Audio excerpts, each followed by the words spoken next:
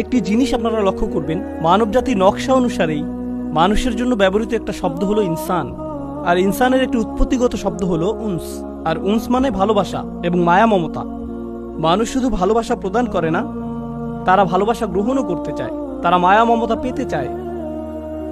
সেজন্য বাচ্চাকাল থেকেই যে মুহূর্ত থেকে সে নিজের সম্পর্কে কিছুটা সচেতন হতে শুরু করে, মা যদি বাচ্চার দিকে না তাকায়, আম্মু আম্মু আম্মু আম্মু, আপনাদের যাদের ছোট বাচ্চা আছে ব্যাপারটা জানেন ইতিমধ্যে, বাচ্চাদের মনোযোগ প্রয়োজন, তারা সর্বদা এর খোঁজ করে। এরপর আরেকটু বড় হয়ে উঠলে তারা কিছু একটা এঁকে আপনাকে দেখাতে চায়, কারণ তারা আপনার মনোযোগ চায়, তারা স্বীকৃতি চায়। দেখো আমি কি জামা পরেছি, দেখো আমি কি এঁকেছি, দেখো আমি কি করতে পারি। বাচ্চাটা এখনো লাভ দিতে পারে না, উপরের দিকে একটুখানি লাভ দিয়ে বলে আমাকে দেখো, দেখেছো, আবার দেখো, কারণ তার নিজের জন্য ওই মনোযোগটুকু দরকার। সে মাজকুর হতে চায়। সূরা ইনসানের প্রথম আয়াতে উল্লেখিত শেষ শব্দটি মাজকুর। মাজকুর মানে যার কথা উল্লেখ করা।